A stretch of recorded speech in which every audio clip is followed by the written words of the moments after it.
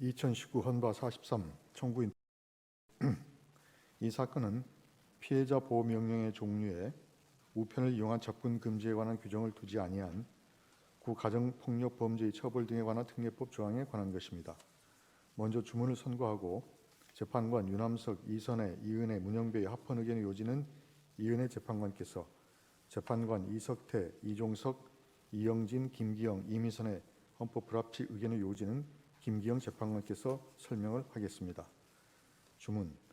2020년 10월 20일 개정되기 전의 가정폭력 범죄의 처벌 등에 관한 특례법 제55조의 이 제1항은 헌법에 위반되지 아니한다. 재판관 유남석, 이선혜, 이은혜, 문영배의 합헌 의견의 요지를 말씀드립니다. 피해자 보호명령 제도는 가정폭력 행위자가 피해자와 시간적, 공간적으로 매우 밀접하게 관련되어 즉시 조치를 취하지 않으면 피해자에게 회복할 수 없는 피해를 입힐 가능성이 있을 때에 법원의 신속한 보호명령이 이루어질 수 있도록 하는 것이 이 법의 주요한 목적 중 하나입니다. 전기통신을 이용한 접근행위의 피해자와 우편을 이용한 접근행위의 피해자는 그 피해의 긴급성, 광범성, 신속한 조치의 필요성 등의 측면에서 차이가 있습니다. 우편을 이용한 접근행위에 대해서는 법원의 가처분 결정과 간접강제 결정을 통해 비교적 신속하게 우편을 이용한 접근의 금지라는 목적을 달성할 수 있고, 나아가 그 접근행위가 형법상 협박죄 등에 해당할 경우 피해자는 고소 등의 조치를 취할 수도 있습니다. 또한 피해자 보호명령 제도에 대해서는 진술거부권 고지나 동행영장에 관한 규정이 준용되지 않고, 가정폭력 행위자가 심리기일에 출석하지 않아도 되는 등 실무상 민사 또는 가사 신청 사건과 유사하게 운영되고 있습니다. 이러한 피해자 보호명령 제도의 특성, 우편을 이용한 접근행위의 성질과 그 피해의 정도 등을 고려할 때 입법자가 심판 대상 조항에서 우편을 이용한 접근 금지를 피해자 보호명령의 종류로 정하지 아니하였다고 하더라도 이것이 입법자의 재량을 벗어난 자의적인 입법으로서 평등 원칙에 위반된다고 보기 어렵습니다. 재판관 이석태, 이종석, 이영진, 김기영, 이미선의 헌법 불합치 의견의 요지를 말씀드리겠습니다.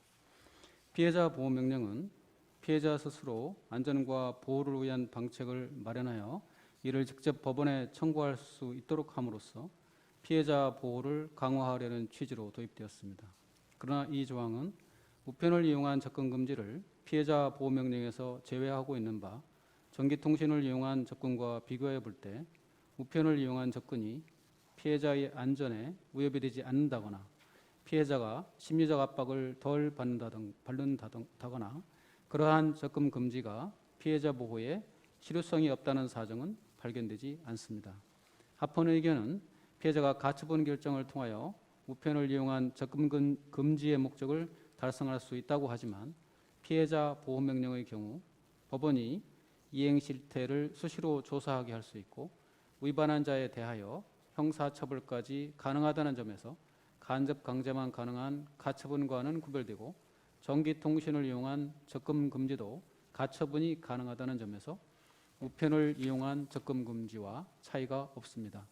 또한 우편을 이용한 접근 금지를 피해자 보호 명령으로 규정하지 아니한 것이 헌법에 위반되는지와 피해자 보호 명령을 위반한 경우 어떠한 제재 수단을 선택할 것인지는 별개의 문제인 바, 합헌 의견과 같이 피해자 보호 명령을 위반하면 형사 처벌되기 때문에 우편을 이용한 접근 금지를 규정하지 않은 것이 국가 형벌권 행사에 관한 입법 재량의 문제라고 단정할 수 있는지 의문입니다. 따라서 이 조항이 전기통신을 이용한 접근 금지를 규정하고 있는 것과 달리 우편을 이용한 접근 금지에 대하여 규정하지 아니한 것은 합리적 이유 없는 차별로서 평등 원칙에 위배됩니다.